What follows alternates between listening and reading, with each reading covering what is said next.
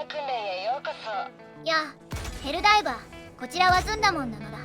今回は狙撃やステルスに関係する内容をまとめてみた。現在の環境では2発以内に敵を仕留めないと発見されるようになったので、詳しく確認してみよう。では訓練開始。まず狙撃で使う武器について、カウンタースナイパーと対物ライフルの弾速から見てみよう。距離60メートルでヒットマークが出るまでの時間を測ってみた。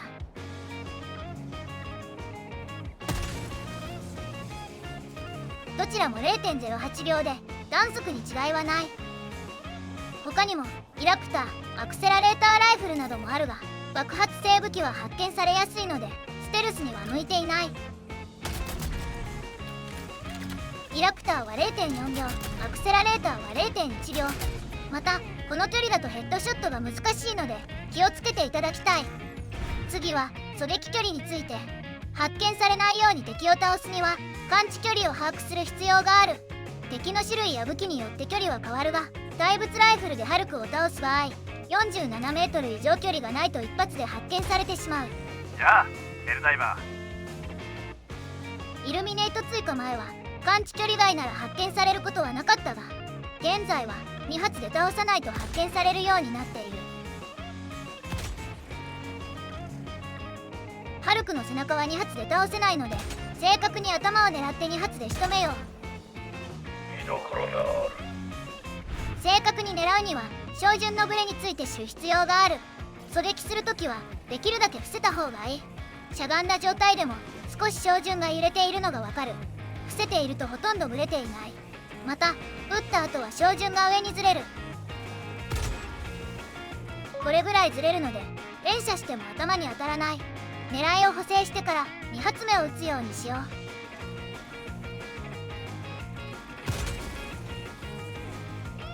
完璧だ。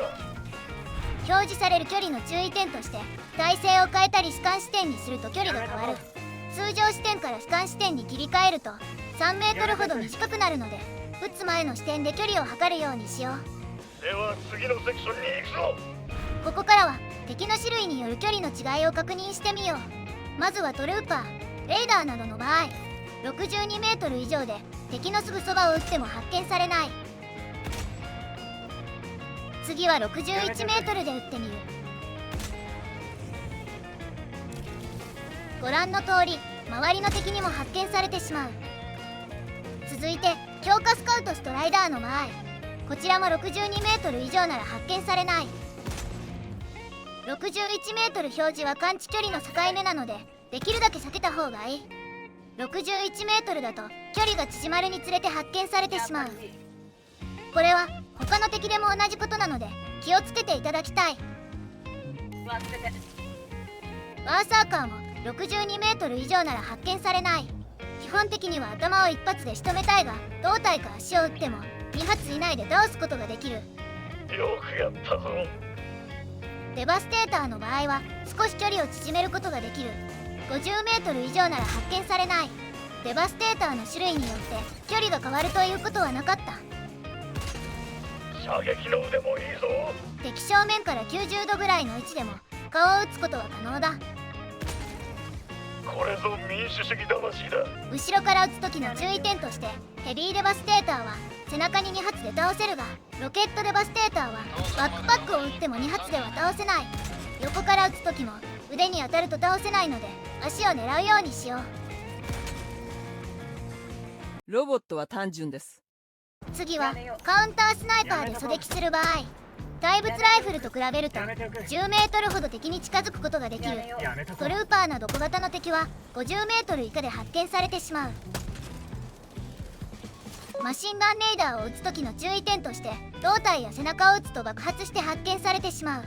82メートルでも発見されたので、爆発しない頭か足を撃つといいだろう。スカウトストライダーの場合も50メートル以下で発見されてしまう。おいでなすったぞ。2発以内で倒すには操縦者のレーダーを撃つか、強化版はミサイルを狙うしかない。星の中心を狙っても3発必要になるので発見されてしまう。強化スカウトのミサイルなら爆発させても周りの敵に発見されない。アップデート後ミサイルへの当たり判定が広がったので、ミサイルの中間を撃っても撃破できるようになった。続いてバーサーカーの場合も距離は51メートル以上必要だが、2発以内で倒せるのは頭と腰しかない。頭を撃てない時は腰に2発当てなくてはならないが、少し難しいので右の映像を参考にしていただきたい。デバステーターの場合は42メートル以上なら発見されなかった。正面なら腰に2発か頭に1発で倒せる。集結が止まらない。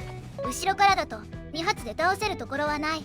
ヘビーデバステーターの腰はバックパックでガードされている。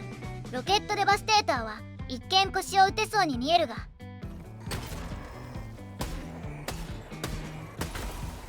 何度か試したが2発で倒せることはなかった。足を打てば3発で倒すことはできるが、発見はされてしまう。後ろからヘビーとロケットを仕留めることはできないので、移動するか敵の数を減らしてから狙おう。話をまとめると、増援を呼ぶ小型の敵は先に倒しておきたい。デバステーターは他の敵より10メートルほど近づけるので後から倒してもいいだろう。感知範以外でも長弾したり貫通した弾が壁に当たると発見されやすい。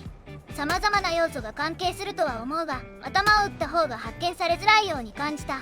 詳しい条件はわからないが、基本的にはこちらの距離を目安にして敵を狙撃しよう。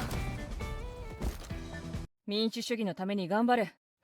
次は敵の視界について確認しよう。敵の視界に入ると警戒された状態になる。小型やデバステーターは目が光ったり音を出したら警戒状態になっている。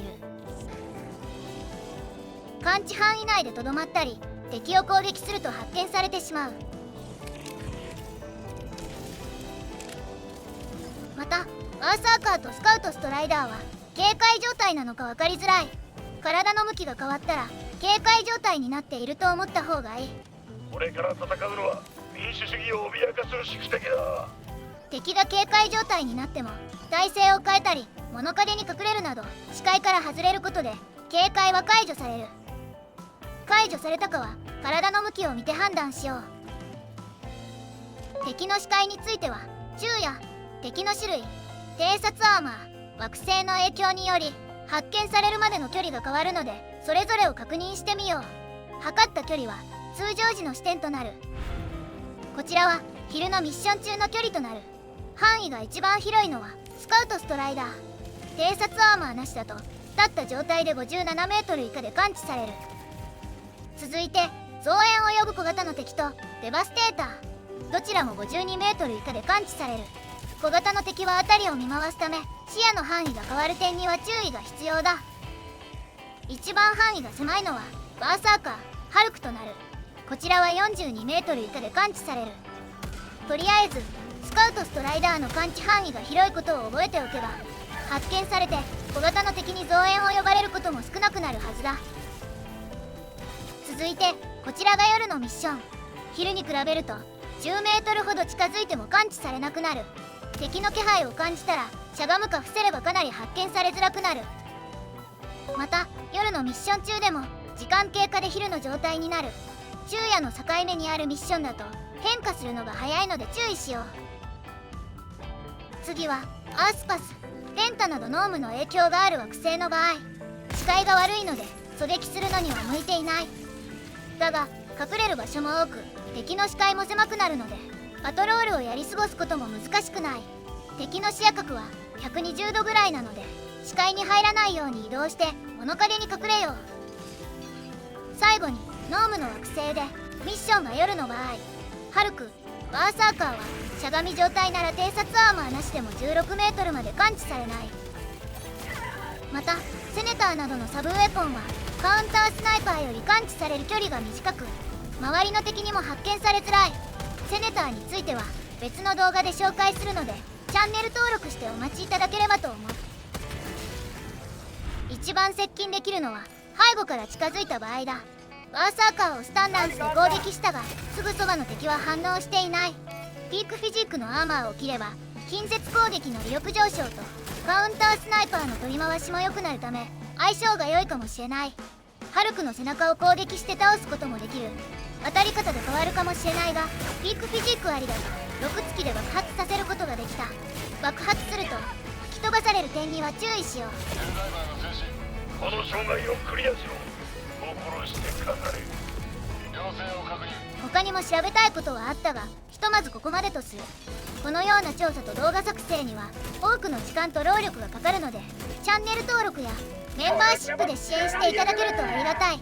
またライブ配信もやっているので遊びに来ていただければと思う。それでは今回はここまで。こちらはずんだもんでした。